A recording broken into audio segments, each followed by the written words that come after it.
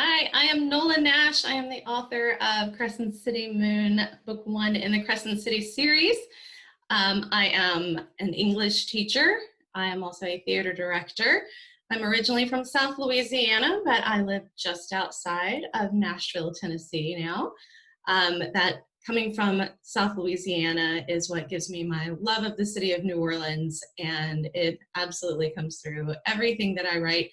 There's so much mystery and history down there that it's just become a passion, researching those things and being able to put that into my fiction.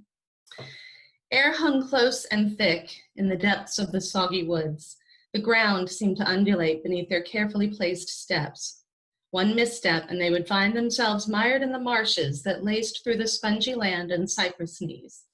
The pair inched along the pathless swamp that held mysteries centuries old and worlds away from everything Zélie knew. The thin crescent moon seemed to cast spells and shadows, glittering on the water and shrouding the unexpected.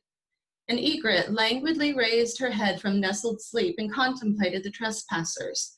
Deeming them unworthy of alarm, she tucked her shimmering white head back under her wing as the women moved slowly on. The swamp was far from silent in the dead of night.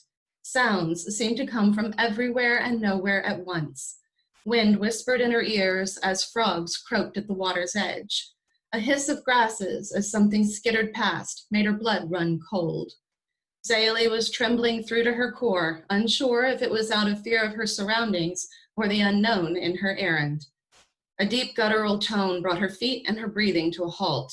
Eyes widened as she searched the darkness helplessly for the monster.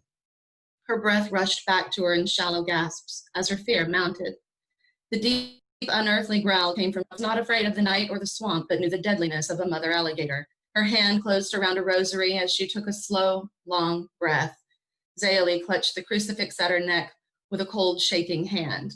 The throaty rumble began to retreat with a rustling of grasses as the mother monster backed away to her nest. It was several moments before either of the women moved. Angeli went first, taking Zélie by the arm as they continued their slow, arduous trek across the wilds. Deep in the black heart of the swamp, a glimmer of golden light broke through the darkness.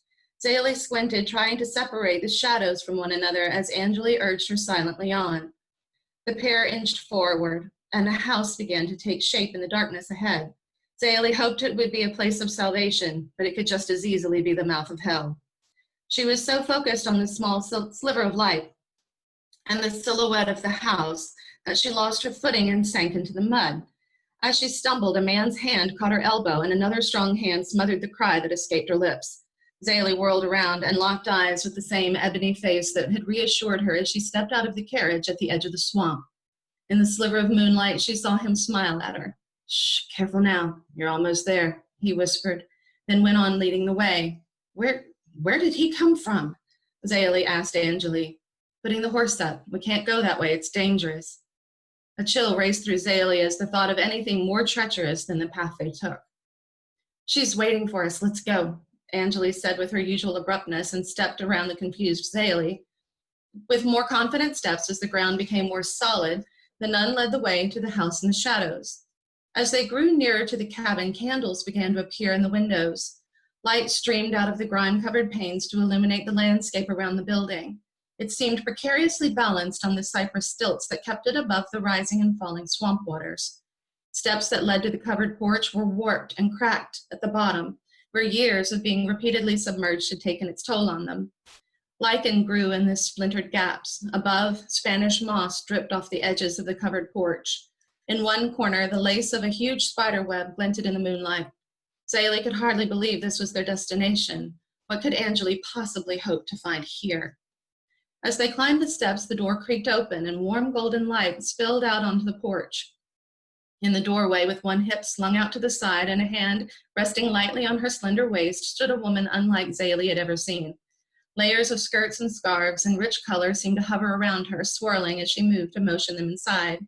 Her head was wrapped in a tignon of deep reds, oranges, and greens, and her skin was the color of fine caramel. Behind long black lashes, mossy green eyes glittered in the candlelight. Bracelets clinked softly on her wrists, and rings glinted on her fingers. She was both stunning and strange. "I've been waiting for you, chérie." the woman said in her rich, silken voice as she took Zaylee's hand in hers. "This night's been a long time coming." There was a softness in her accent that reassured Zaylee a bit, even if the woman herself seemed ethereal and exotic. "I'm sorry, but I don't understand," Zaylee said softly. Anjali spoke up. "This is Mama Nell. She's your godmother, so to speak." Zaylee looked at the strange vision before her and tried desperately to make sense of what was just said. "I don't understand," Mama Nell finished. "I know. Come in and I'll explain." She led them to a small circle of chairs in the corner of the house. As they walked through, Zaylee realized the cabin was a single room divided by furniture and shelves. Lining the walls were small boxes, bottles, and jars. It was difficult to tell what was inside them all. There were few labels, and the ones that did exist were aged and illegible. A long workbench was on one side of the room with more jars and other odd things scattered on top. Herbs, small sacks, and nets hung from the rafters stretched across the room below the high vaulted ceiling, designed to let the heat rise well above the living space. The whole place was tidy but covered in layers of dust in varying thicknesses. An earthy mustiness mingled with the fragrances of herbs Zaylee couldn't identify. Then she noticed something she didn't expect to find in a place like this. Books, shelves of them. Some were leather-bound, while others appeared to have been hand-sewn to bind them. All of them were old and well-worn. "I suppose I should start from the beginning," Mama Nell said as she draped herself on one of the armchairs. It was almost as if she was liquid. Every motion seemed to flow from the last to the next. There was a mysterious elegance about her that wasn't cold and pretentious like the socialite airs Zaylee was used to. The black man from earlier brought a tray of coffee in and set it on a small table next to Mama Nell. "Thank you, Vernon." Zaylee saw him give Mama Nell a wink as he stepped back into the shadows until needed again, a bit more than a servant, Zaylee thought. With movements that would shame a dancer, Mama Nell poured coffee for her guests, completely at ease in her house in the middle of the terrifying swamp.